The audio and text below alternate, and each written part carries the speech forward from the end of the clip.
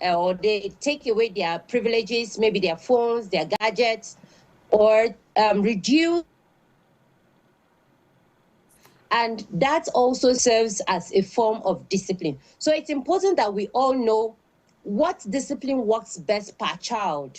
However, discipline is important because if you withhold the rod, you will spoil the child. All right. The fact that we are accepting several Western culture or Western means of discipline our children does not mean that we are not disciplining them. It's just that some parents are becoming more lenient in their discipline styles. All right, let's hold on that thought. Let me come to Honorable Booker right now. Honorable, so good to have you join me on Korero. Good evening. Thank you. Good evening, Honorable Buki Okangbe. Yeah. Okangbe, please. Okangbe, Buki, good evening once again, and happy International Women's Month to you. Thank you. All right. So before you join in this conversation, there's been this debate. First, is women are not ready for leadership. Talk less of even handing over leadership mantle to the next generation. I'm curious right now. Can we say that our mothers or older women did not prepare the younger women for leadership positions, and that's why a lot of women right now not even ready to hand over the mantle of leadership to the next generation? Because what it seems right now is more of talking, but no action when it has to do with leadership. Is there a disconnect between the older generation, this generation, and the next generation? First of all, thank you for having me, and good evening, viewers. Well, I don't know where you got that from. Women are hungry for leadership. Women, I'll just first of all say this, so we don't, I don't know where you got it from. Women are hungry, especially Nigerian women are hungry for leadership, and Nigerian women are ready to lead. And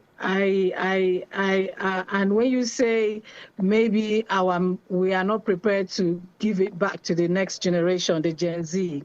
If you see what is going on in Nigerian political arena, you see how young girls are busy, young women are hungry to get into politics. Young girls are busy doing one going from one political event to another. And I've seen young women that will tell you, I'm a copper, I'm anxious, I want to learn. Sis Buki, can we be following you? I've seen a councillor, I've seen a 21 years old who is a House of Assembly member, I've seen an 18 years old who is a councillor. I've seen ward schools that are into politics, So women are very hungry, especially Nigerian women. They are very hungry to lead. Nigerian women we've proven ourselves that with us, it might be better off. We're not saying the men are not doing well.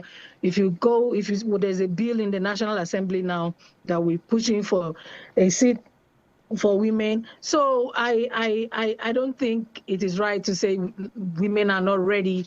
I mean, the women of today are not ready to give that mantle to the Gen Z. Maybe our mothers, our parents taught us how to be leaders. It's now that maybe we are not teaching our children or our daughters to be leaders. We were taught how to be leaders. Our parents taught us when you were a little girl, first thing, they would teach you how to move your first dance. They'll teach you how to do your first dance. They'll teach you how to make your first soup.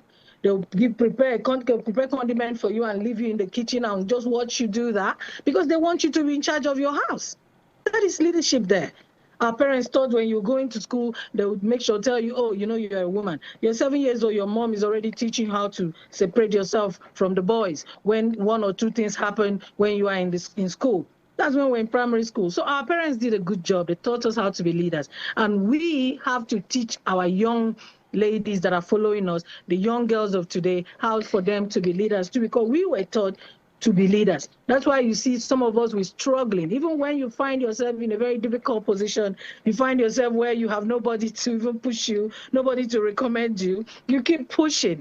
You find where you have no funds, you just do things, you know, for them to know that, oh, this is a young politician, there's a young politician there, and she's ready to lead. Nigerian women are hungry for leadership. They are hungry for leadership. All right, so when you say Nigerian women, I'm curious at this point. Is it women that are spread across the 6 geopolitical zones, or women in urban centers that are craving for leadership? Because the narrative tends to differ when it has to do with women that reside in rural communities, that even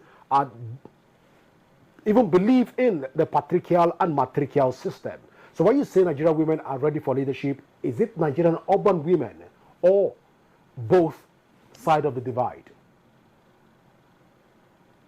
Well, area leadership started from there. That's where some of us learn how to play politics. That's where some of us learn how to. That's why we even joined politics. Politics did not start from Abuja. Some of us just find ourselves in Abuja, and we are politicians. But at the end of the day, you still go back to play that politics in your polling unit. A lot of women I know play politics from home. And when you are home, we have a lot of women that are ward escorts. Nigerian women are the owners of politics. We sing, we dance, we cook, we share. But you don't advance for leadership positions. You don't try to compete for leadership positions across the 6 geopolitical zones. The level of women that are even active politically is infinitesimally low. So are we saying right now that women, the role of a woman is just to cook, to mobilize, to dance, to create some form of music, and to support the male politicians? And this is what we are handing over to the next generation. All right, please go ahead. No. That is not the role of a woman. The problem, of course, is not perfect. We still have problems here and there getting those positions. We still have problems here and there convincing people. Some of us, most of the problem we face as women in running elections and trying to get a position is funds. Some of us don't have the resources. It's not like we don't have the resources to run I would call it a new generation election. Run this election. We don't have the support. Of course, I won't tell you that. I won't tell you what is not happening. Nigerian women don't have the support of 100% support of men when we are running elections. I have run 2 elections. Nigerian women don't have the support. Sometimes they just, if you don't have who will push for you, or who will say, oh, let that woman go, they wouldn't even, you end up buying a form and you won't go further. So yes, we still have a problem. But for the hunger, for leadership, for Nigerian women wanting to take positions and be in positions, we are 100% there. We are fighting to be in positions. Of course, there are challenges that some of us don't have the resources. Some of us still don't have the permission. Some of us still, because maybe they have, their societal, whatever from the society, how they look at women. Those are the things we still face. But Nigerian women are ready to lead, and they are ready to take positions in Nigeria. All right, thank you for that clarification. Let's talk to Victoria right now. Victoria, you are a relationship expert. Of course, there's a lot of conversation around the relationship purview, while even talking about building the next generation. And even looking at the International Women's Day. Are you there, Madam Victoria? Yes, I am. All right, so there is this popular opinion right now, because we're talking about building next generation, even from the women folks, from the relationship angle. A lot of persons believe right now that with the recent happenings, that marriage is a scam. How will you react to this? Marriage has never been a scam. It will never be a scam. I would always say there are still good marriages out there, and there are excellent couples loving each other, making sure or that living under pretense, or they are living under pretense. No, not everybody is under pretense, and nobody is under duress to celebrate their spouses. There are several people that are still enjoying their blissful marriages globally. It's not just Nigeria alone, and it's not just Africa alone. I think it's peculiar with the theologians, maybe pastors and imams and probably the traditionalists, because the narrative so far is a bit different. Don't you think so? No, I disagree. I disagree, sir. Because I know that a lot of people, I'm not a pastor, even though I've gone to Bible school. I'm not a pastor yet, but I'm enjoying my marriage. And I know that because of these deliberate acts, several other people that have been coaching, I have platforms for youths and teenagers, and I know that several other people that are enjoying their marriages, even when they are not imams, when they are not pastors, when they are not supposedly leaders, they are using their influence to create platforms for younger generations to be mentored, to see that marriage is not scam and education is not scam. One can actually discover purpose, work towards the plan of God, and still enjoy each relationship of their choice. Interesting. Let's come to Bukky. Bukky, you are within the political space, Honorable Bukky. Let's talk so far in handing over and building next generation. First, we're not seeing concrete master plan for mentorship for the young girls as it stands right now in schools, in different foyer. Is this a deliberate attempt to probably ensure that the younger generation don't understand the dynamics of politics, especially the girl child?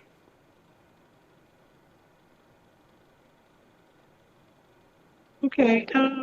Yes, I will agree with you on that. I will say yes. We need to do more mentoring the girl child, because especially with what is happening today, we need to do more. We need to go back to schools. We need, especially secondary schools. We need to go back to schools. We need to go back to our girls to start the mentorship. So as it stands right now, there is no future for the girl child politically. I don't think it's a deliberate attempt. I have an NGO that last year we did a girl child advocacy, and I spoke to young girls. I saw it too, that they really want this connection. They really want to hear more. They really want to do more. But no mentorship. I think it's not a deliberate attempt. Yeah, I think we just need to go back to the drawing board. The government need to go back, and probably the civil society organizations as well that are working towards that. We need to do more, But for now, I think there are a lot of NGOs too that are working. But I think not really doing programs in urban and holding sitting down in Unity Fountain and talking about young girls. If you want to talk to girls, you go to schools. You go to their primary schools, you go to their secondary schools. You don't talk to girls in Abuja. You go into the states. Let the states go into the local government. They go into the villages. That's how you reach out to young girls that are vulnerable to this, what we see today. Okay, Most of the girls in urban, so as it stands right now, yeah, the average Nigerian young girl is politically deprived. The average Nigerian young girl right now is automatically we can say the appetite have swept in surreptitiously, and the average Nigerian young child doesn't even understand the dynamics of politics. If this is the narrative right now, are we set to build a generation that will be politically alert? Well, I think the way things are going, everybody's, especially the young folks, they're exposed to what is happening. I will advise every young 18 years old to get involved, because we can't be sitting down and complaining. If you're in your village and you can set up something, set up a group of people, and you start a political party, it's fine for me. You don't have to join in the patriarchal system. In the patriarchal system, just like we have in few states in Nigeria, where patriarchalism, when a woman wants to emerge or try to even challenge the course of things, if you perceive that she's trying to rebel against the male figures. domain. I totally understand you, but that's what we are saying. Power is not given, it's taken. And if you decide to be in politics, you must be very strong. You have to make sure you're strong. But then again, the politicians that are already there and the government have to make the environment easy, have to make it easy for them to come in, because it's something that we need. We need more people in in politics so that we can, I mean, I believe if there are more people in politics, there won't be this. Some people will just sit down. There are a lot of people that sit down in their house and wait for elections to come, and they don't even vote. But at the end of the day, they say they've rigged the elections. There are a lot of political parties that don't do anything. At the end of the day, they say they've rigged the election. So I want people, genuine people, to join politics so that they'll be active. If you're not active, you can't win election. If you don't mobilize, you can't win election. If you hold meetings as if you're running for local government chairman, or you can't win elections. So we have to do more. Let more people join politics, and let's all contribute to build Nigeria. All right, interesting. Now, let's return back to Madam Victoria right now. There is this narrative that says that even as we begin to advance and probably become more westernized as Africans and as Nigerians, it is okay for a female child to ask the male counterpart out, even for dating, for relationship, even for marriage. How will you react to this by way of building the next generation? I've said it several times that for me and in my perspective, it's wrong. Women should be pursued, courted, toasted, and asked out. Whatever word you want to use, let the guys, the men, the brothers do that. For sanity, for respect, and for your placement, okay, in life or in society. You shouldn't just say, oh, because Western people are doing it, I should follow suit. If we look at the Western people that started it, a lot of things are already falling apart in their own side also. So we shouldn't copy the parts that is not working well for them. We should focus on only the good parts that are working. So for me, I'll still want to follow the African or the Nigerian way of starting, continuing relationship. So a woman should not pay groom price. No, a woman should not. Just stay in your lane. The right time, a man will look for you. Because several people that have done it here. A lot of countries practice this where women pay groom price for men. You're saying if a woman is buoyant enough, she shouldn't subscribe to that, by way of even building a generation that will last, that stand the test of time. So, Madam Victoria, you're saying yes. If you have the money right now, the finances, and you find a person attractive as a young person, for the next generation, they shouldn't approach. No, you can drop hints, signals. You can maybe go for a group dating, or let somebody that is close to you talk to him, but not the lady going to him or going to pay all the bills for the wedding just because you feel that, oh, he doesn't really have the money or he's not ready. If you do that, that means you will start taking care of virtually everything in your home. Well, it's usually backfired. I know Honorable Bouquet from the political angle will disagree with some of this. Honorable Bouquet, let's get your take on this whole conversation. I know you are a politician, but then if this warrants to be on the political line, how will you react to this? I don't know how to react to this one. Well, this is not in my, Sister Victoria, there is a relationship expert, I think. I don't know. For me, I think at a very young age, I grew up abroad, so I'm used to, we paying the bills when you go for a date with a friend, it may be a guy or a woman. So I don't know about here. I don't know how you guys can answer that.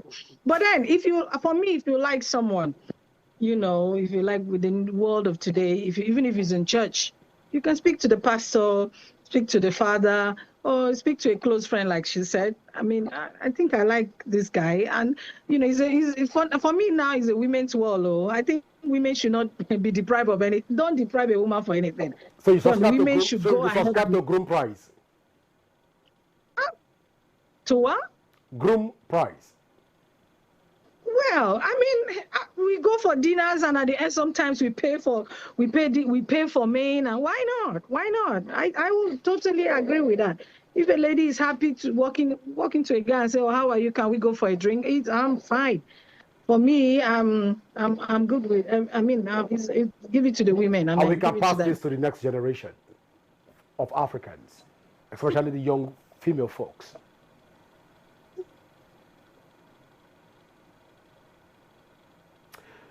Well, I think we lost Honorable Bukky at that point, even leaving her thoughts with us. Madam Victoria, are you with us right now?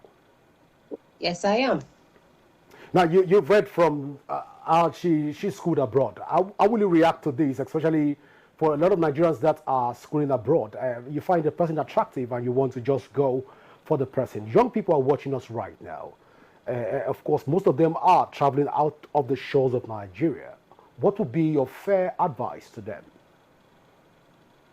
I was privileged to also study abroad for some years, about 5 years. So I will still stand on my grounds. If you like somebody, look for somebody that is respectable, that can help you chip in or talk to them. If you go on a date, yes, it's okay to share bills. However, when it is coming to a serious relationship, I will not advise ladies to make the proposal. You can give a hint, you can give signals, or you can have somebody to talk to them on your behalf. But it won't be nice, in my perspective, to go toasting a guy or proposing for marriage or a serious relationship. Because most guys, no matter what you think about our generation or the next generation, or wanting women to step up, you can actually step up with sharing bills if you want, doing house chores together, but proposing to a man, it's a no-no for me. All right, you spoke about hints initially. What do you mean by hints? Well, when it comes to like maybe some holidays, you could say, okay, let's go out together, or you could do some nice gestures for the man to know that, oh, it's like this lady really likes me. She's usually available. She's taking care of me. She pays attention to my needs. That's things. It's enough hints and signal for the man to pick up and say, okay, this lady is showing me that she's interested in us starting a relationship. Well, Madam Victoria, I am not a telephone expert. I might not understand all the signals that you're trying to explain. But we'll have to bring you to the studio to please help us understand what the hints and the signals, what they represent, and where we should begin to look at, and all of this conversation, because we're talking about building the next generation, and we must get it right in building the next generation. So this is what I want to say. Thank you so much for finding out time to be with us here on Correro. Thank you so much, sir. And so this is what I want to also say. Thank you so much, Madam, also the Honorable Bukky, for finding out time to be with us here on Correro. I wish we have more time to look at these issues. Of course, we mentioned heat and signals, and also the breakthroughs and all of the shared thoughts. Because we're talking about building the next generation, we must get it right. Of course, we'll definitely bring you also in the studio to come help us understand what it entails politically and otherwise. So this is what I want to say. Thank you so much for being with us. Thank you. Well, viewer, we wish we have more time to even look at a lot of issues right now. But then it's the Women's Week. It's going to be it's a Women's Month. It's going to be a long month. And we have a lot of conversations to dive in about how to prepare for various stages in a woman's life, and how to teach and hand over leadership positions to the various categories of women, and how women can not just take power, but also be able to harness power to the advantage of the society. A lot of things to learn even from the Women's Month. But it's on this path, on this note, I want to say thank you so much for also being with us till this time. Do not forget that you can leave your thoughts, leave your conversation across all our social media handles currently showing on your screen. And you can also download the Rapid TV app from your Android and iOS devices to keep track of our broadcast. My name is Godwin Sunday. Always remember that peace and unity are the pathways to progress. Do enjoy the rest of your night rest. Bye for now.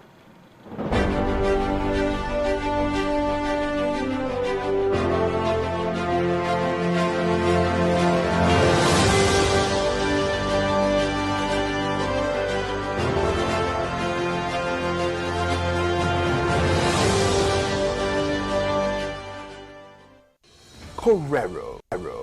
Your front row seat to the most pressing issues from the corridors of power to the heart of our communities. We bring you unfiltered insight, fearless journalism, and the conversations that matter. And I invite you to this big conversation table as we analyze the top stories, ask the tough questions, and hold power to account. News that informs, analysis that empowers, debate that drives change. Correro, the big conversation, every weekday at 7 p.m. only on Rapid TV.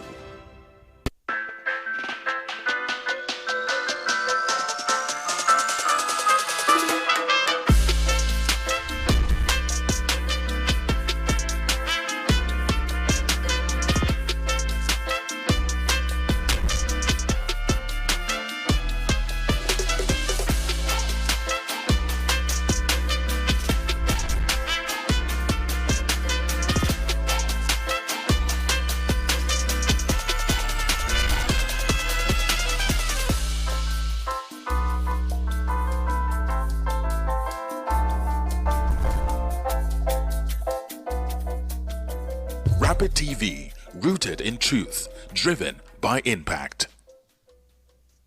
Are you missing out on interviews, music, entertainment, thought-provoking discussions, and more? Don't sweat it, man. We've got you covered. No matter where you are, be part of the action 24/7, online and live. Caesar Radio. On Facebook, it's Rapid FM Umahia. On Instagram, it's official Rapid FM. And on X, it is Rapid FM 965. Tune in to Rapid 96.5 FM or listen to us live on our website at www.rapidfm965.com or radiogarden.com. Better yet, get our mobile app from the Google Play Store. Catch the pulse of the Southeast on Rapid 96.5 FM, the sound of your city. Hey, Oyanam, all Caesar Radio.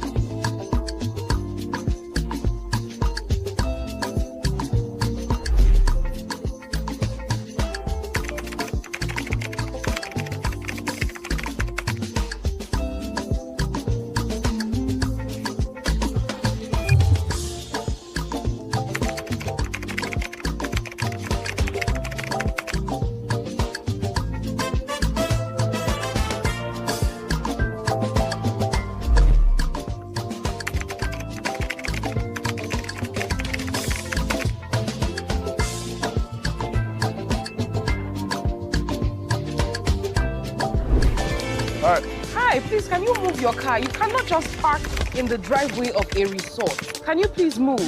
Why is she so angry? I am dead. They are going to kill me. You think you had something to do with this?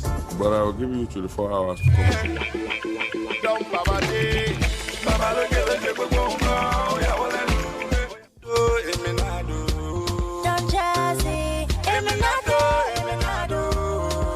So I asked her.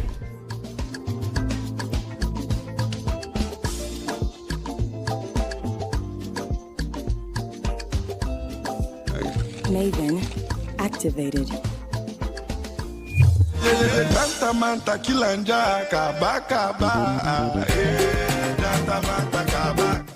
Oh, if I enter your motor, pim pim pim,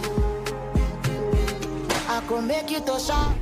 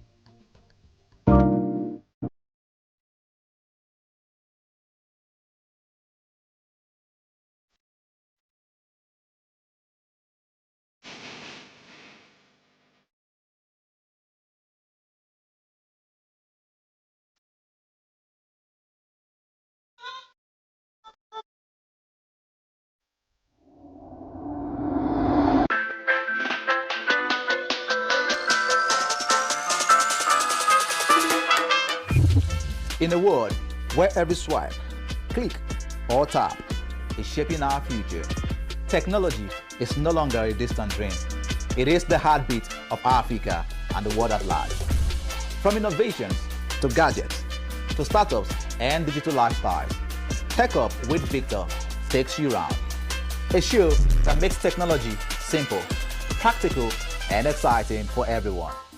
Join us every week on Rapid TV as we break down tech trends, spotlight African innovators, and connect Africa's digital story to the global stage.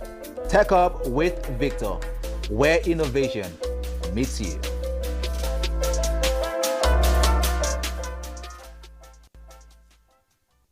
From the heart of Africa, where dreams are born and passion is boundless, a new wave of talent rises. In La Liga, these extraordinary athletes are not just playing the game, they're transforming it.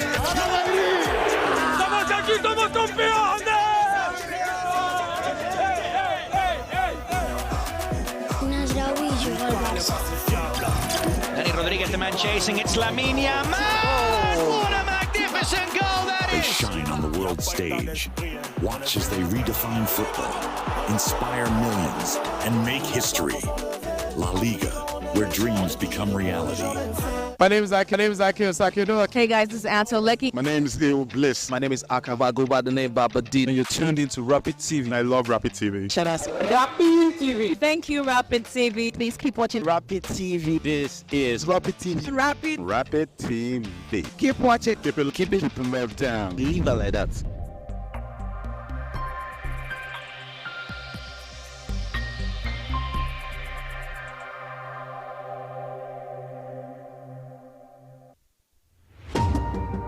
Meet the men and women shaping the future of Nigeria. Get to know your representatives at the National Assembly. From lawmaking to constituency projects, we'll take you behind the scenes and inside the chambers of the Nigerian National Assembly.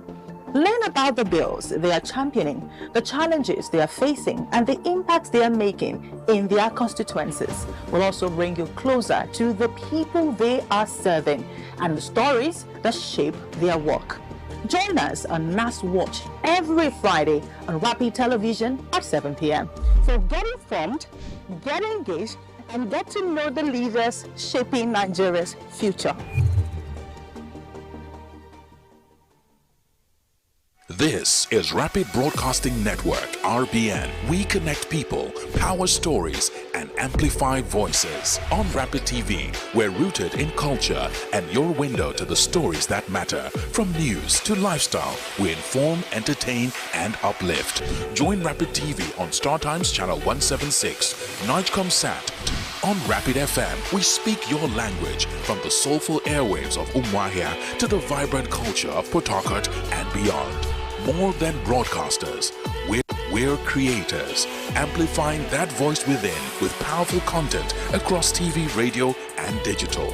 Join us at rbnradiotv.com and all our social media handles. One network, one voice. Rapid Broadcasting Network, RBN. The sound of your city, rooted in truth, driven by impact. Our dear mommy, 1 year has passed since you were called home to glory. Your transition left a void that no one else can fill. But we find solace in the beautiful memories you left behind. We miss the warmth of your loving embrace. Though your voice, so loved, is hushed in deep sleep, your light shines on in our souls, and your memory remains etched in our hearts. We take comfort in knowing you are resting in the bosom of the Almighty, free from the cares of this world, watching over us. Rest in eternal peace, Norma, till we meet at the feet of Jesus. Signed, Dr. Ken Ukeago, Honorable National Commissioner, INEC, for the entire... Magic has hit your imagination of TV. A brand new sundial with StarTimes inbuilt technology. New TV innovation with an inbuilt decoder that connects you to both StarTimes antenna and satellite signal. StarTimes Sundial TV, you can enjoy over 300 local and international channels, 1 month StarTimes highest bouquet for free, automatic system update. More benefits, more affordable. StarTimes Sundial TV is available in all StarTimes branches and dealers countrywide. StarTimes Inside, entertainment inbuilt.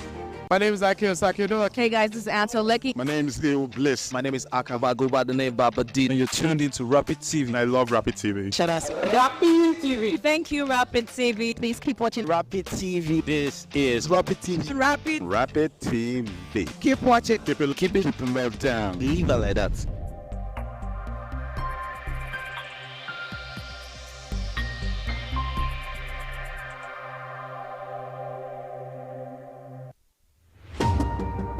Meet the men and women shaping the future of Nigeria. Get to know your representatives at the National Assembly. From lawmaking to constituency projects, we'll take you behind the scenes and inside the chambers of the Nigerian National Assembly. Learn about the bills they are championing, the challenges they are facing, and the impacts they are making in their constituencies. We'll also bring you closer to the people they are serving and the stories that shape their work. Join us on NAS Watch every Friday on Rapid Television at 7 p.m. So get informed, get engaged, and get to know the leaders shaping Nigeria's future. This is Rapid Broadcasting Network, RBN. We connect people, power stories, and amplify voices. On Rapid TV, we're rooted in culture and your window to the stories that matter. From news to lifestyle, we inform, entertain, and uplift. Join Rapid TV on StarTimes Channel 176, Nigecomsat. On Rapid FM, we speak your language from the soulful airwaves of Umuahia to the vibrant culture of Port Harcourt and beyond. More than broadcasters, we're creators, amplifying that voice within with powerful content across TV, radio, and digital. Join us at rbnradiotv.com and all our social media handles. One network, one voice. Rapid Broadcasting Network, RBN, the sound of your city, rooted in truth, driven by impact. Are you missing out on interviews, music, entertainment, thought-provoking discussions, and more? Don't sweat it, man. We've got you covered. No matter where you are, be part of the action 24/7, online and live. Cesar Radio. On Facebook, it's Rapid FM Umuahia. On Instagram, it's official Rapid FM. And on X, it is Rapid FM 965. Tune in to Rapid 96.5 FM or listen to us live on our website at www.rapidfm965.com or radiogarden.com. Better yet, get our mobile app from the Google Play Store. Catch the pulse of the Southeast on Rapid 96.5 FM, the sound of your city. Hey, Oyanam, all Cesar Radio. Time is power. Our lives are powered by the sun. As the sun rises, so do we. As we trust it to rise and set without any worries interrupting your morning with our hybrid all-in-one inverter, powering our prosperity and happiness. Sustainable future, making the shell. Start time solar. But also nurture what is dear to us, powering trust and support, empowering us to do things that really matters. StarTimes Solar, power your life. Nigeria's economy, the global market, what does it all mean for you? From stock market insights to global financial news you need to know, from Wall Street to the main street, and of course, the marketplace. Get the answers you need every week on Business Lens as I bring into focus the stories, strategies, and shifts shaping our economy. No angle is missed as I talk about the business, the people, patterns, and possibilities behind them. Welcome to the Business Lens. Rapid TV, rooted in truth, driven by impact. My name is Faith Faith Dr. Joseph. Name is Martha Alu. My name is Victor Arke. My name is Divine Alex. My name is Esther Ben. My name is Arthur James Brooks. My name is Godwin Sunday. I am Ijoma Victor. My name is Cynthia Agbo. Josephine Bichu. I bet you already know that this is Rapid Television.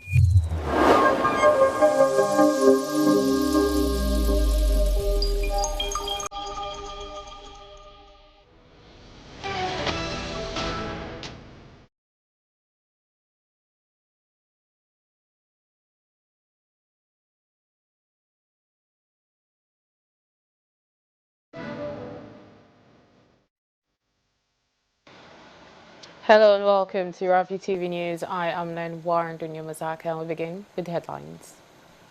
FEC approves full-year treaty for retiring federal civil servant. Ex-Bayelsa Governor Seriki Dixon defects from PDP to the NDC. Pot drug seizures hit $3 trillion in 5 years. Israel, Iran trade fresh attacks. CAF postpones 2026 Women's AFCON over unforeseen circumstances. This is what these and more we come to Unifull Bulletin to stay with us.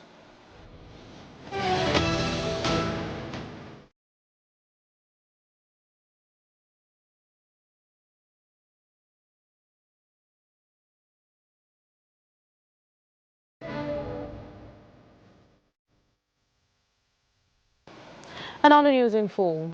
The Federal Executive Council has approved a new exit benefit scheme granting retiring federal civil servant a gratuity equal to 100% of the total annual emolument. The decision, which takes effect from January 1st, 2026, was announced by the Office of the Head of the Civil Service of the Federation in Abuja. Under the arrangement, civil servants who have served for at least 10 years will receive a gratuity upon retirement, in addition to benefit from the existing contributory pension scheme. Meanwhile, head of the civil service, Didi Esther Wilson-Jack, described the approval as a major step towards improving the welfare of public servants. She noted that the initiative followed extensive consultations involving the National Pension Commission, the Budget Office, and the Office of the Accountant General of the Federation. According to her, the scheme recognizes the dedication of civil servants and forms part of broader reforms aimed at building a motivated and performance-driven public service. Still ahead, attention now turns to preparations for Nigeria's next general elections. The Speaker of the House of Representatives, Tajuddin Abbas, has warned that climate change is already having severe economic and environmental consequences across Nigeria. He says urgent steps towards a low-carbon economy are needed to prevent massive economic losses and environmental damage. Our correspondent, Linda Ike, completes the report. Speaking in Abuja at the National Decarbonization Technical Roundtable, organized by the House Committee on the Mandatory National Decarbonization Program, the Speaker said the effects of climate change are evident nationwide, from drought and desertification in the north to flooding in the east, rising temperatures in the west, and irregular rainfall in the south. Represented by Honorable Muktari Shagaya, the Speaker warns that failure to act could reduce Nigeria's gross domestic product by as much as 30% by the year 2050, translating to an estimated $460 billion in economic losses. So when we speak about decarbonization in the Nigerian context, we are speaking from a lens of economic and social preservation. It is important that we are all carried along and we all play our parts. While it is no secret that oil and gas is the backbone of our economy, we should recognize that this is also a source of vulnerability. To be clear, the focus of decarbonization is not about stopping our critical economic drivers, because we do not need energy security. Chairman of the House Committee on the Mandatory National Decarbonization Program, Ceci Wingan, said the roundtable marks the beginning of the efforts to build national consensus on a mandatory decarbonization framework for Nigeria. In her remarks, Director for Africa at the Global Wind Energy Council, Winkari Mushiri, also commended Nigeria's progress towards climate action. She noted that commitments made by President Tinubu at global climate meetings signal strong momentum, but called for faster access to climate financing, technical experts, and stronger private sector participation to unlock green economic growth. It is noted that President Bola Tinubu is making significant strides in creating a low-carbon economy in Nigeria. He had in 2024 established the Presidential Committee on Climate Action and Green Economic Solutions to oversee climate mitigation and adaptation efforts, as well as green economic initiatives. Stakeholders say continued collaboration with government, industry players, and international partners will be key to achieving Nigeria's long-term decarbonization goals while maintaining economic stability. Linda Ike, Rapid TV News.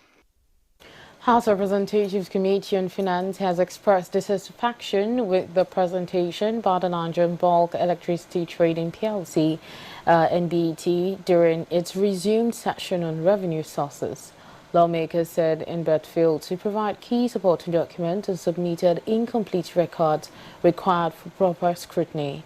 Again, our correspondent Linda Ike completes the report. Lawmakers said the agency failed to provide key supporting documents required for proper scrutiny of its financial records. Chairman of the committee, James Faleke, directed the management of the Nigerian Bulk Electricity Trading PLC to return before 1 week with complete and verifiable documentation. Along with the MD of NBET, along with the Director, Debt Recovery, whatever committee it is, along with the Minister of Finance, to appear before us on Tuesday and come and defend the reasons why individuals should bear the brunt or should lead us into debt.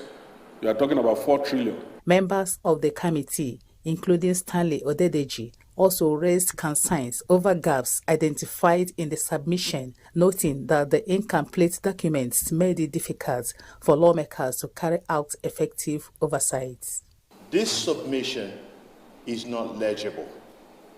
And number 2, we have about 70-something members, over 100 members of this committee, and for us to receive only 5 submissions, I think it's just inadequate. And I would like for you to please allow that we step NBET down for today. The whole discussion around you are a revenue generator, regardless of how you try to sugarcoat it. We know exactly what we do here. But Wednesday next week, today's Wednesday. Wednesday next week, to appear before us, and you must have submitted those documents to us before, all right? And when you are coming to all the sugar allotees or allocations you have made, make it part of your documents. In a related development, the National Sugar Development Council stepped down its presentation after the committee observed that its documentation was also incomplete. The lawmakers insisted that all agencies must provide details and accurate financial records before appearing for review. Good. So they arbitrarily deduct even GENCO's money. GENCO money is private sector money. If DISCO pays us for the energy of taking, we are supposed to apply that money to pay GENCOs. So, and some of those times we provide Treasury clarification that this is GENCO money, and they return it, and then we pay the GENCO. The committee subsequently directed the affected agencies and other MDAs, including the Federal Ministry of Finance and the Corporate Affairs Commission, to complete their submission and reappear before the panel within 1 week for further legislative review. Linda Ike, Rapid TV News. Next, the chairman of the Independent National Electoral Commission, INEC, Professor Joshua Amupiton, has assured Nigerians that the commission will deliver free, fair, credible, peaceful, and inclusive election in 2027. He gave the assurance during an electoral integrity summit in Abuja organized by the Kim Pact Development Initiative with support from UK International Development. Represented by the Resident Electoral Commissioner in Anambra State, Dr. Queen Elizabeth Agu, Amopitan said the Commission understands the expectations Nigerians place on it. Furthermore, he stressed that the success of elections depends on collaboration among all stakeholders, including security agencies, civil society groups, and voters. The summit focused on strengthening election security, financial accountability, and result integrity, with participants examining ways to deepen public trust in the electoral process. Amopito noted that constructive criticism and support from citizens help improve INEC's performance and credibility. Meanwhile, developments within Nigeria's political parties continue to reshape the landscape ahead of the next polls as former Bayelsa State Governor and Senator representing Bayelsa West, Saraki Dixon, has defected from the People's Democratic Party, PDP, to the Nigeria Democratic Congress, NDC. Dixon announced the move during a press conference at his Abuja residence, expressing concern about what he described as a declining state of the once dominant opposition party. According to him, the PDP has become deeply divided, weakening its ability to function as a strong opposition platform. In addition, Dixon accused some PDP governors of undermining the party by aligning with the ruling All Progressive Congress, a development he said was an internal crisis. The senator explained that his decision to join the newly registered NDC reflects his desire to pursue his political aspirations on a more stable platform. Shortly after the announcement, he was formally welcomed into the party and presented with a membership card bearing the number 1, marking him as a pioneering member. The judiciary has delivered a significant ruling involving suspended police officer Abba Kyari at the Federal High Court in Abuja, which dismissed a case filed by the National Drug Law Enforcement Agency and the LEA against suspended Deputy Commissioner of Police Abba Kyari and his 2 brothers over allegations of non-declaration of assets. Delivering judgment, Justice James Omotoshaw ruled that the prosecution failed to prove its case beyond reasonable doubt, noting that the burden of proof rests with the accuser. The judge consequently discharged and acquitted the defendants, describing the case as persecution. However, the charges had alleged that Kyari and his brother failed to disclose several assets, including properties in Abuja and Maiduguri, as well as funds discovered in various bank accounts. The NDLEA also accused them of disguising ownership of properties and converting funds in violation of anti-money laundering laws.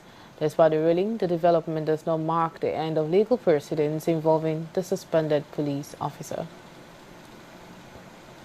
Consequently, the National Drug Law Enforcement Agency says a substantive drug trafficking case against suspended DCP Abba Kyari remains active, despite the recent court ruling dismissing the separate asset declaration charges. The agency explained that the decision by Justice James Omotoshaw relate only to the money laundering and asset disclosure case and should not be confused with the ongoing drug-related trial. According to NDLEA's Director of Media and Advocacy, Femi Babafemi, the main case will resume before Justice Emeka Nwite of the Federal High Court in Abuja on March 16.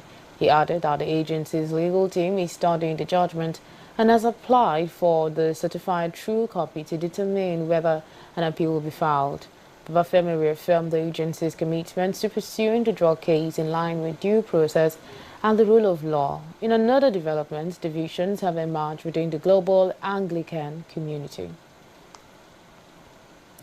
The Inspector General of Police, Olatunji Rilwan Disu, has convened a high-level strategic meeting with senior officers of the Nigeria Police Force in Abuja as part of ongoing efforts to strengthen internal security coordination. The meeting brought together Deputy Inspector General who served under the immediate past IGP, including Frank Mba, Yahaya Abubakar, and Basil Idu, among others. During the session, the police chief also inaugurated a committee on state policing, describing it as a major step towards enhancing Nigeria's security framework and deepening community-based policing nationwide. Our correspondent Nathan Williams reports. Declaring the meeting open, IGP Disu warned officers against human rights abuses under his leadership, stressing that professionalism, accountability and respect for citizens' rights would remain central to policing reforms. Under my leadership, professionalism, accountability and transparency shall not be a slogan, it shall be a standard. As leaders, we must continually remind ourselves of an enduring truth. Authority is strongest when it is exercised with restraint, fairness, and sound judgment. The strategic session held in Abuja is seen as part of early effort by the new police chief to align senior leadership with his vision for the force. Priority will be given to strengthening our intelligence gathering architecture, enhancing inter-unit coordination, and improving information sharing across command and formation. As we approach the 2027 general elections, our responsibilities to the nation becomes both heightened and non-negotiable.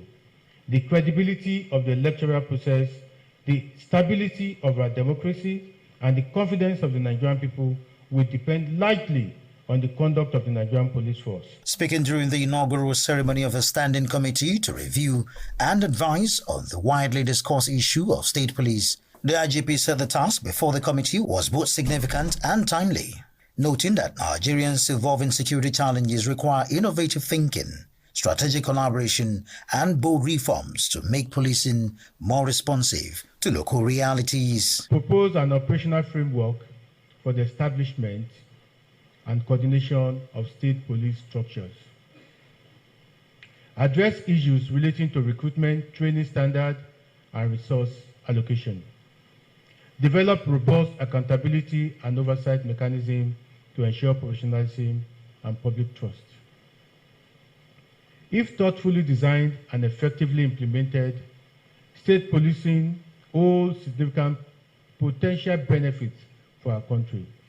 By bringing law enforcement closer to the communities, state police institutions can deepen local knowledge of security dynamics and enable quicker and more targeted response to emerging threats. The police boss tasked the committee to develop a workable framework through which state policing can operate in Nigeria without undermining the country's national security structure. Disu stated that the committee's responsibility include reviewing existing policing models within and outside Nigeria, stressing community security needs, identifying potential risk, and proposing an operational structure for the establishment of coordination of state police systems. The IGP noted that if properly designed and implemented, state policing could bring law enforcement closer to the people, enhance local knowledge of security dynamics, and enable quicker responses to emerging threats within communities. Nathan Williams, Rapid TV, Abuja. The federal government has placed a 6-year moratorium on the establishment of new tertiary institutions across Nigeria. Minister of Education Olatunji Alausa disclosed this after Wednesday's Federal Executive Council meeting in Abuja. According to him, the decision is aimed at improving the quality of education rather than expanding access. The directive covers all categories of tertiary institutions, including universities, polytechnics, and colleges of education. Alausa explained that Nigeria already has a large number of institutions and the focus must now shift towards strengthening academic standards and sustainability, especially for privately owned institutions. Furthermore, the minister revealed that about 2.3 million candidates registered for JAMB examination last year, yet nearly 228 universities attracted fewer than 50 applicants each.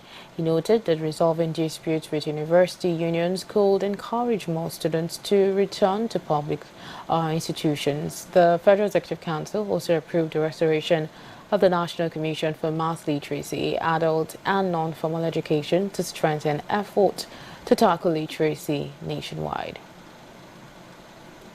In a related development, the Anambra State government has warned that any student who fails to attend school on Monday will face a 1-week suspension. The Commissioner for Education, Professor Ngozi Chumaude, issued a warning while addressing the management of Mount Olive School and Springfield Academy in Onitsha. According to her, the directive follows instructions from Governor Chukwuma Soludo to ensure full academic activities every Monday. The schools were summoned to explain alleged non-compliance with the state government directive on school attendance. Meanwhile, the management of Mount Olive School said attendance has improved, while Springfield Academy explained that some parents remain reluctant to bring their children to school on Mondays.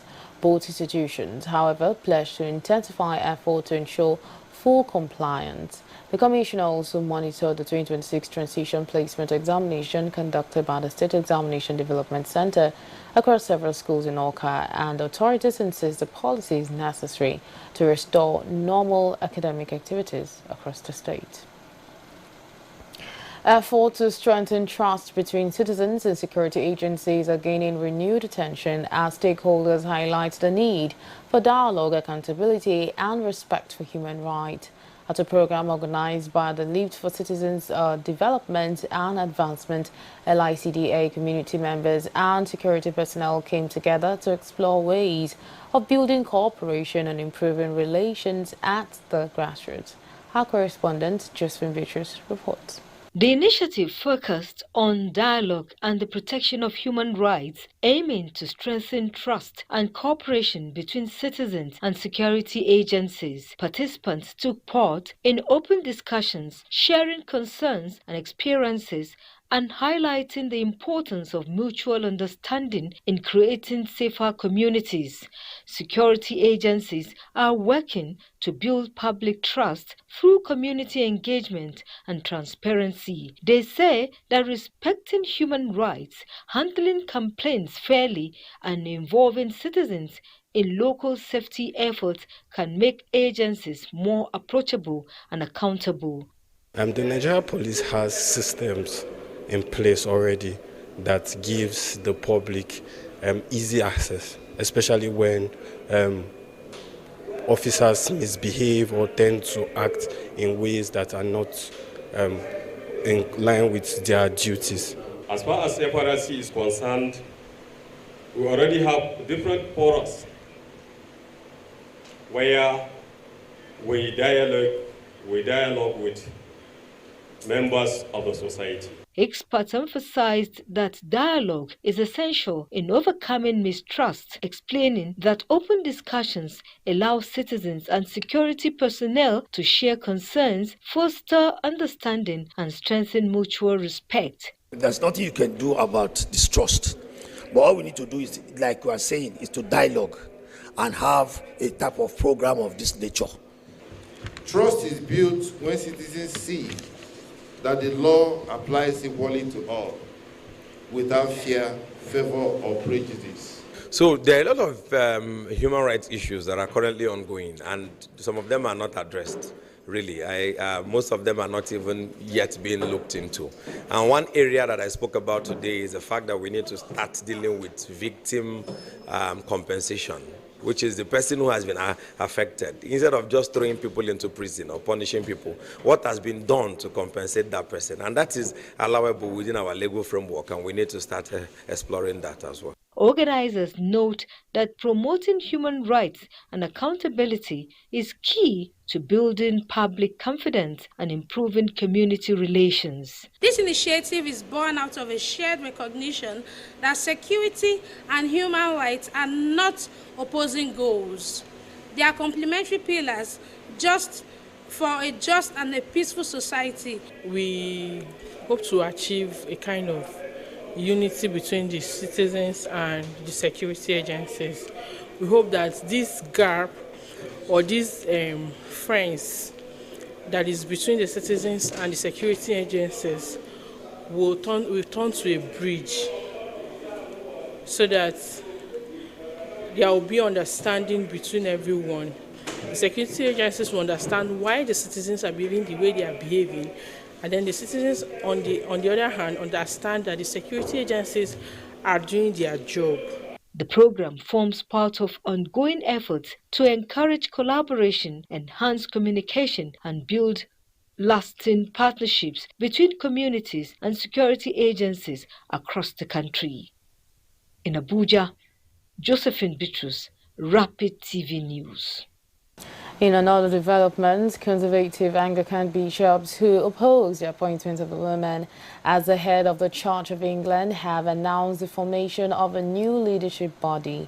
The group, known as the Global Anglican Future Conference, GAFCON, named Lawrence Mbata, Archbishop of Rwanda, as chairman of the new council during a meeting in Abuja.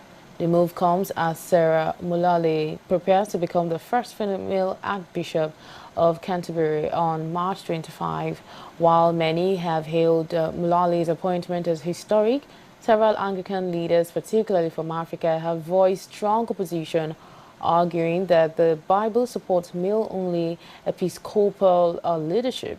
Nigeria's Anglican community, the second largest globally after England, has also expressed reservations about the development. The Archbishop of Canterbury traditionally serves as a spiritual leader of the global Anglican community, a communion rather, and presides over majorly royal ceremonies in the United Kingdom. And that brings us to the end of this news segment.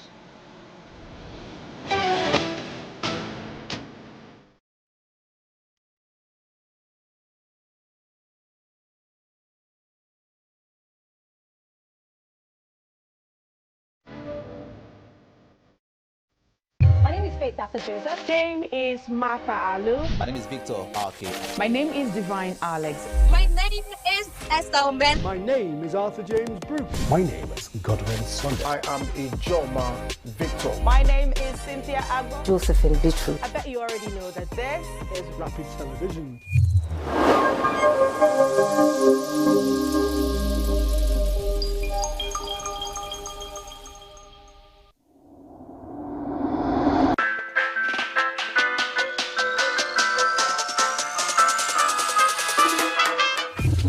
In a world where every swipe, click, or tap is shaping our future, technology is no longer a distant dream.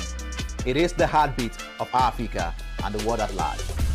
From innovations to gadgets to startups and digital lifestyles, Tech Up with Victor takes you round. A show that makes technology simple, practical, and exciting for everyone. Join us every week on Rapid TV as we break down tech trends, spotlight African innovators, and connect Africa's digital story to the global stage. Tech Up with Victor, where innovation meets you. Meet the men and women shaping the future of Nigeria. Get to know your representatives at the National Assembly. From lawmaking to constituency projects, we'll take you behind the scenes and inside the chambers at the Nigerian National Assembly. Learn about the bills they are championing, the challenges they are facing, and the impact they are making in their constituencies. We'll also bring you closer to the people they are serving and the stories that shape their work. Join us on NAS Watch every Friday on Rapid Television at 7 p.m.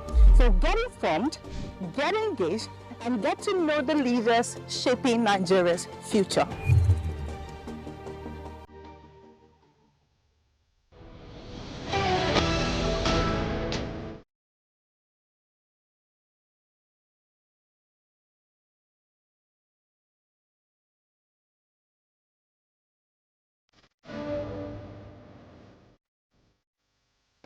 I'm glad to have you back, and now to carry the rest of the stories. Residents of Nigeria's Federal Capital Territory are grappling with a fresh wave of economic pressure as house rent soared sharply across major districts. From Kubwa to Gwarimpa, Wuye and Wuse, tenants say they are being forced to make difficult choices as landlords raise annual rent by as much as 50 to 100%. Again, our correspondent Linda Ike takes a closer look at the development. Soaring rental costs are fast becoming a major concern for residents of the Federal Capital Territory. Many tenants describe the situation as overwhelming, accusing some landlords, agents, and caretakers of exploiting the current economic hardship. With salaries largely unchanged and the cost of living rising, families say sudden rent increases of up to 100% are pushing them to the brink. So I think the landlord or the agents, and whichever one, they should just take note and then do something about it, because it's actually not fair on people that does not have any source of income. It is crazy. It is so annoying.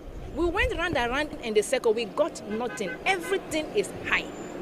Everything is high. Even in the outskirts, Lugbe, and you will see a 3-bedroom flat going for 6 million. In Gwarimpa is hell. Gwarimpa is just hell. It's hell. When you go there, you will see a 3-bedroom flat, 12 million, even 15 million, some 25. Some 25. There's no cheap house anywhere. Presently, my landlord, where I stay, is not a city, it's not a well-developed area. So the landlord where I stay with understand my situation why I came to Abuja. So he didn't give me a large sum of rent to pay. So it's very concentrated. In response, several residents are calling for government intervention. They are advocating clear policies to regulate rent increases and set reasonable intervals for reviews, pointing to Lagos State Tenancy Framework as a possible model for reform. This thing was happening in Lagos State one day. They had the governor of Lagos. They had to pass a law. You understand? Pass a law to limit the amount of rent you collect for some particular house. That's the only way to address this issue. If it concerns FCTA, they have to pass a law. If the government can pass a law that this is a limit, also to break the wing of all those who they call themselves caretaker without any other job they are doing or agent, that to invest people money, that's very high, very much. How do you think government can come in to resolve it? The government can come in. There must be an institution for that. There must be an institution for that. They can copy it. Well, they can copy it. They can copy it. There must be an authority institution. However, landlords present a different perspective. Many argue that inflation, rising building material costs, and maintenance expenses have made rent adjustments unavoidable. For them, property ownership remains an investment, and periodic increases are seen as necessary for sustainability. The advice that we have for landlords is that they should please just try to look for a way to reduce the prices of these houses. They should also remember that they have families, children, and people in other places too, whereby they rent these houses too. They can do it. It does not mean that because my friend has increased his own house rent, I too, I must also increase my own. Everything is not government. We should also look for a way we can make things easier for ourselves. Most of the time, they don't just give house to tenants. Some of them prefer giving house to bankers and the likes. But in my own case, I don't too believe in it. Anybody that has the fear of God, you know that you should not hold your landlord. Because somebody that saved a head for an average of 365 days, I think is worthy of paying his rent. As economic pressure persists, Abuja's growing rent crisis underscores the wider cost of living challenges facing Nigerians, raising fresh questions about housing affordability and regulatory oversight. Abuja, Linda Ike, Rapid TV News. New data from the National Drug Enforcement Agency shows that more than 2.55 million kilograms of illicit drugs were seized at Nigerian seaports between 2021 and 2025 with an estimated street value of over 3 trillion naira. The seizures were recorded across major maritime gateways, including Apapa, Tin Can Island, and Port Harcourt Port, highlighting the scale of drug trafficking attempt through Nigeria's maritime routes. According to the agency's statistics, seizures rose sharply in 2024 to over 1.7 million kilograms before settling at more than 605,000 kilograms in 2025, reflecting intensified enforcement operations. Furthermore, NDLEA's Director of Media and Advocacy, Femi Babafemi, said the figures demonstrates the success of intelligence-led operations aimed at dismantling international drug trafficking networks. He explained that traffickers often conceal narcotics inside a containerized cargo, but improved surveillance, container tracking, and collaboration with other security agencies have strengthened interdiction efforts. The agency says Nigeria's seaport will remain hostile territory for drug syndicates. Up next, more business reports coming your way.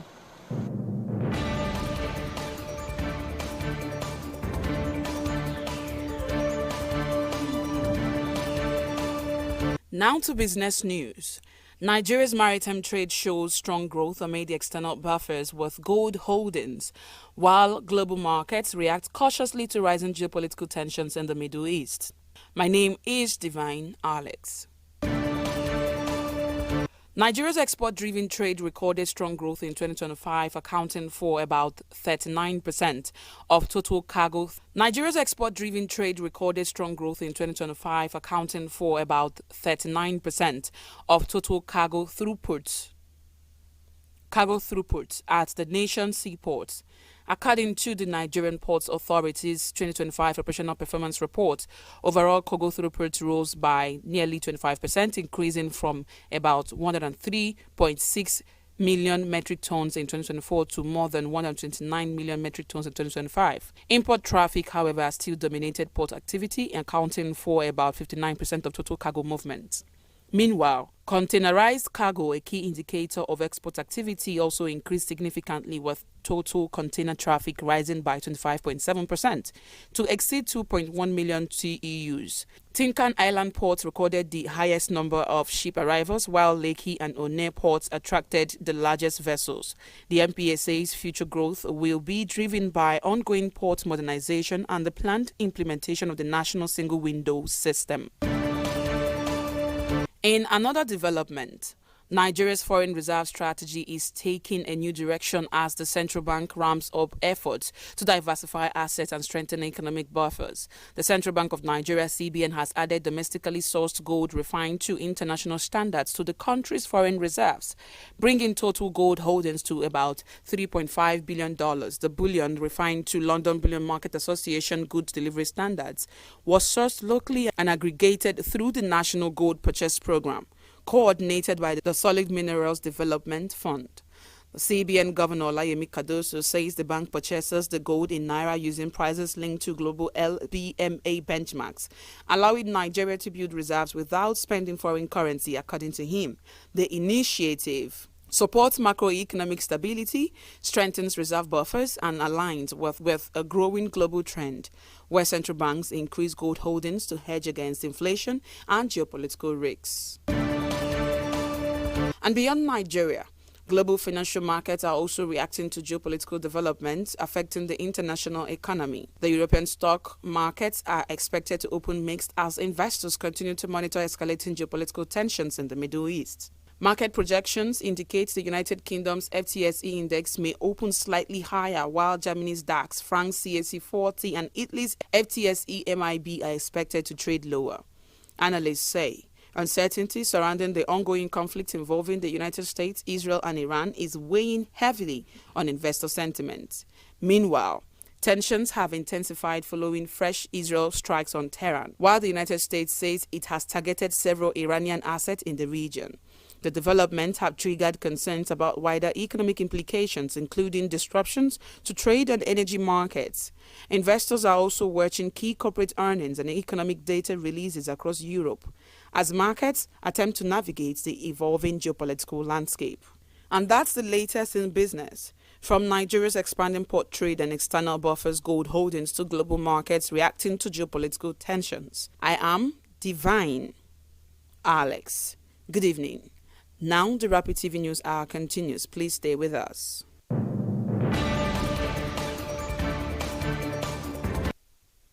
Turning now to international developments, the conflict between Israel and Iran has intensified with fresh military strikes reported across the Middle East. Israeli forces launched airstrikes on targets in Lebanon, including a suburb of Beirut linked to the Hezbollah militant group, while also intercepting missiles reportedly fired from Iran. The renewed hostilities have heightened fears of a wider regional conflict involving several countries across the Gulf and beyond. Meanwhile, Iran has vowed retaliation and warned that continued attacks could destabilize the region's military and economic infrastructure.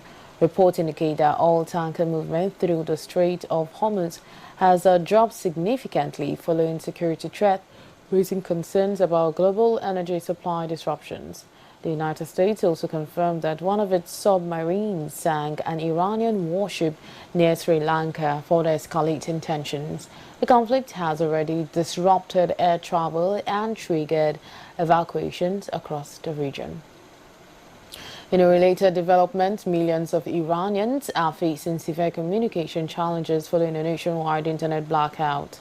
Internet monitoring group NetBlock says connectivity in Iran has dropped to about 1% of normal levels, leaving most citizens unable to access independent news or communicate with the outside world. Authorities reportedly shut down internet services after the United States and Israel launched airstrikes, creating an information blackout across the country. Meanwhile, some residents say they are only able to send occasional text messages due to extremely slow internet speed, while calls to and from Iran have become nearly impossible.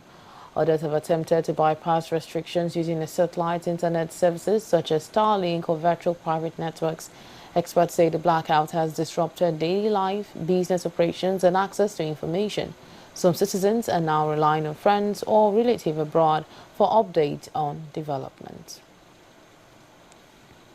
Also, more stranded travelers have been evacuated from the Middle East as limited flight operations gradually resumed following the conflict triggered by United States and Israeli strikes on Iran.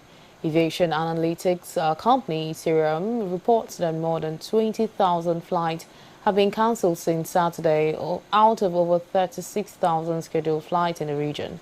As airlines resumed partial services from hubs such as Dubai and Riyadh, government organized special evacuation flights to bring citizens home.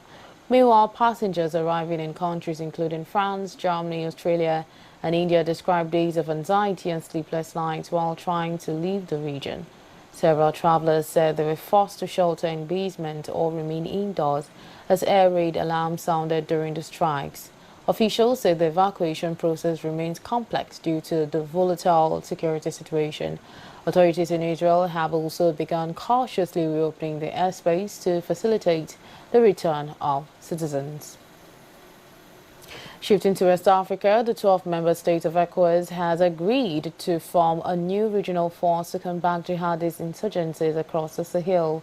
A military chief met in Freetown to address growing threats from terrorism, transnational crime, and maritime insecurity. The force aims to deploy around 2,000 troops while remaining stationed in their home countries, with Sierra Leone acting as a logistical hub. Officials stress that the initiative will encourage cooperation with Burkina Faso, Mali, and Niger, countries that had left ECOWAS following coup. The effort reflects ongoing regional challenges with Al-Qaeda and Islamic State-linked groups. And up next is the entertainment segment.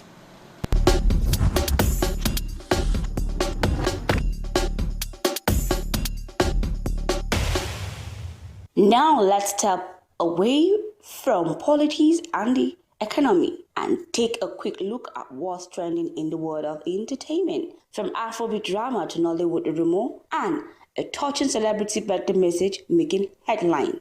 First up, media personality Dotun is stepping into a defend Afrobeat star Adekunle Gold from drawing online criticism. Dotun has called on social media users to stop the criticism and bullying directed at Afrobeat singer Adekunle Gold. The backlash followed a renewed controversy surrounding old tweet by the singer's wife, Simi, which reinforced online reaction on X. Dotun praised Adekunle Gold's contribution to Nigerian music, highlighting his classic album and stage performance, including his widely applauded show at the National Theatre. Dotun described Adekunle Gold's craft as exceptional, untouched, stressing that the singer deserved respect for his artistry and achievement. He condemned the harsh comment directed at the musician and his family, saying the online conversation had crossed the line into personal attack and stream bullying. According to him, fans should learn how to spray an artist's work from unnecessary online hostility.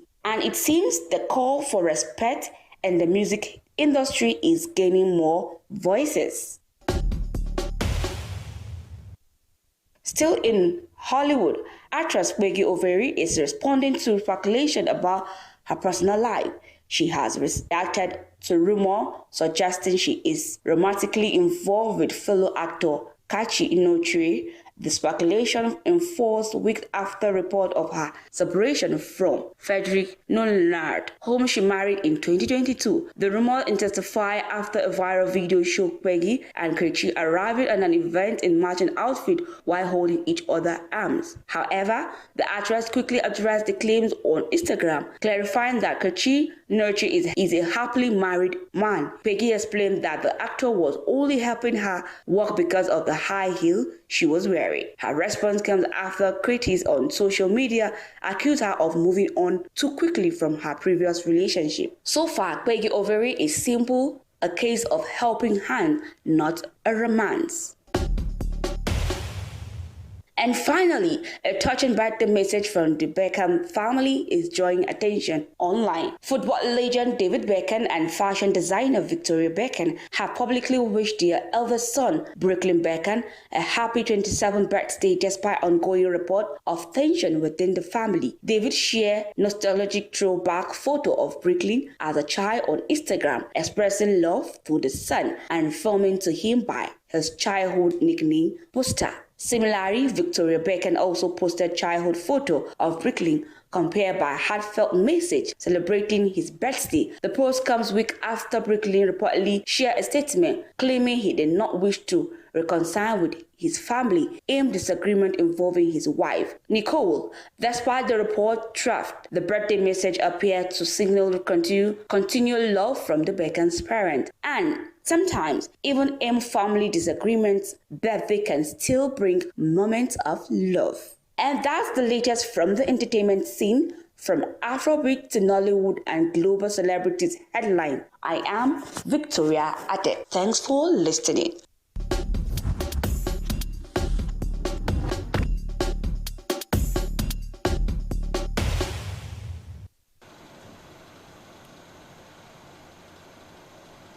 Moving on to sport, the Confederation of African Football has postponed the 2026 Women's Africa Cup of Nations scheduled to be hosted by Morocco. The tournament, initially billed to hold from March 17 to April 3rd, will now take place between January 25 and August 16, 2026. CAF said the decision followed consultations with partners, FIFA and other stakeholders, citing what it described as unforeseen circumstances affecting preparations for the continental competition. That's why the delay, CAF assured fans and participant teams that preparations for the tournament remain on course and that the event will still be successfully delivered. The competition would also serve as part of the qualification pathway for the 2027 FIFA Women's World Cup in Brazil. Nigeria Super Falcons, 10-time champions, are drawn in Group C alongside Zambia, Malawi and Egypt. The teams recently secured a friendly victory against Cameroon as part of preparations, and still in sport, attention now turns to boxing trials ahead of the Commonwealth Games. Nigeria hopes of qualifying for the 2026 FIFA World Cup have ended after FIFA confirmed DR Congo as Africa's representative in the Inter-Confederation Playoff Tournament. The confirmation was contained in an official notice circulated to journalists outlining the 6 teams that will compete for the final 2 World Cup slots. The announcement effectively closes the door on Nigeria's appeal after losing to DR Congo on penalties in the CAF playoff last November. Earlier, the Nigeria Football Federation had lodged a protest alleging that DR Congo fielded ineligible players during the decisive match. The appeal sought to overturn the result and secure Nigeria's participation in the playoffs. However, FIFA's latest communication confirms that the original result stands. The tournament will feature Bolivia, DR Congo, Iraq, Jamaica, New Caledonia and Suriname, which match is scheduled to take place in Monterrey, Mexico later this month. And that confirmation officially ends Nigeria's road to the 2026 World Cup. Finally, in sport, a total of 128 boxers are competing in national trials to secure places in Nigeria's team for the 2026 Commonwealth Games in Glasgow, Scotland. The selection trials are taking place at the Bri Iron Note Boxing Complex in Surulere, Lagos, with 101 male and 27 female athletes contesting across several weight categories. The competition has progressed through preliminary bouts and quarterfinals, while semi-finals and championship flights are scheduled as the trials reach their decisive stage. Meanwhile, the Nigeria Boxing Federation says the final team would consist of 10 athletes, 5 men and 5 women, following approval by the National Sports Commission. Federation Secretary General Vivian Azman said the trials were designed to give all boxers a fair opportunity to earn a place on the national team. Athletes competing say the stakes are high as they hope to represent Nigeria and improve on the country's medal performance at the 2022 Commonwealth Games in Birmingham. And to end the news, here is a quick recap. FEC approves full-year gratuity for retiring federal civil servant.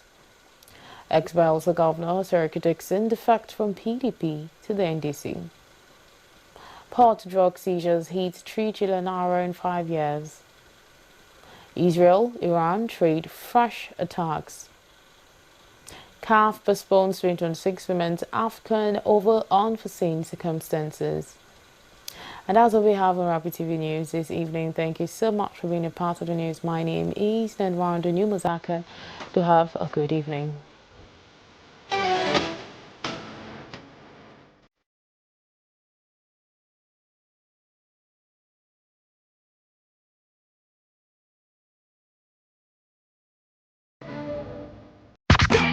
Are you missing out on interviews, music, entertainment, thought-provoking discussions, and more? Don't sweat it, man. We've got you covered. No matter where you are, be part of the action 24/7, online and live. Caesar Radio. On Facebook, it's Rapid FM Umuahia. On Instagram, it's official Rapid FM. And on X, it is Rapid FM 965. Tune in to Rapid 96.5 FM or listen to us live on our website at www.rapidfm965.com or radiogarden.com. Better yet, get our mobile app from the Google Play Store. Catch the pulse of the Southeast on Rapid 96.5 FM, the sound of your city. Hey, Oyanam, Caesar Radio. This is Rapid Broadcasting Network, RBN. We connect people, power stories, and amplify voices. On Rapid TV, we're rooted in culture and your window to the stories that matter. From news to lifestyle, we inform, entertain, and uplift. Join Rapid TV on StarTimes Channel 176, Nigecomsat. On Rapid FM, we speak your language from the soulful airwaves of Umuahia to the vibrant culture of Port Harcourt and beyond. More than broadcasters, we're creators, amplifying that voice within with powerful content across TV, radio, and digital. Join us at rbnradiotv.com and all our social media handles. One network, one voice. Rapid Broadcasting Network, RBN. The sound of your city. Rooted in truth, driven by impact. Our dear mommy, 1 year has passed since you were called home to glory. Your transition left a void that no one else can fill. But we find solace in the beautiful memories you left behind. We miss the warmth of your loving embrace. Though your voice, so loved, is hushed in deep sleep, your light shines on in our souls, and your memory remains etched in our hearts. We take comfort in knowing you are resting in the bosom of the Almighty, free from the cares of this world, watching over us. Rest in eternal peace, Norma, till we meet at the feet of Jesus. Signed, Dr. Ken Ukeago, Honorable National Commissioner, INEC, for the entire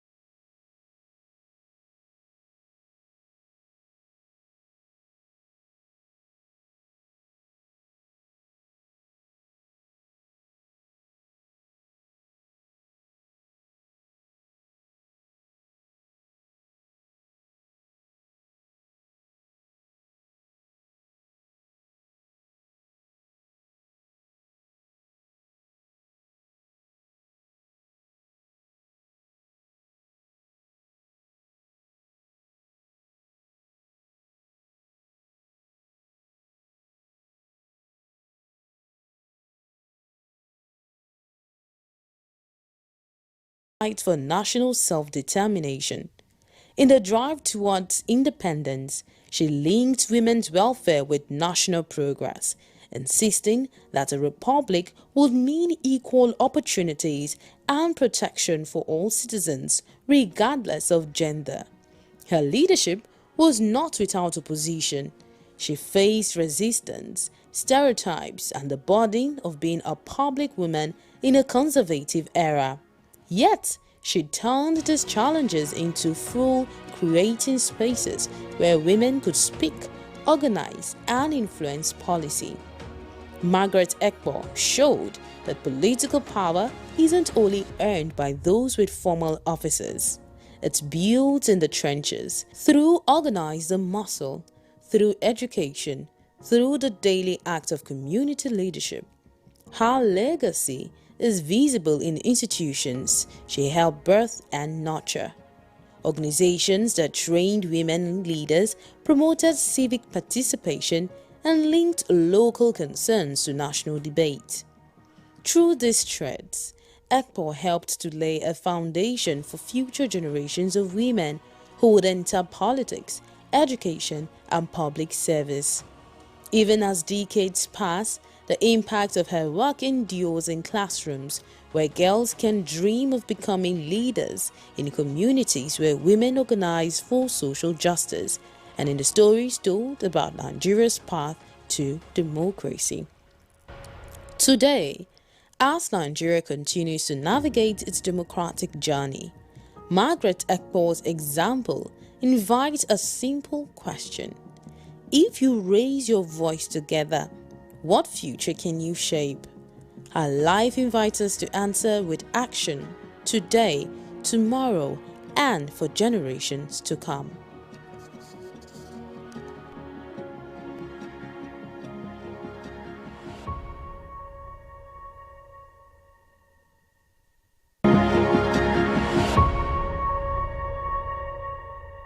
Magic has hit your imagination of TV.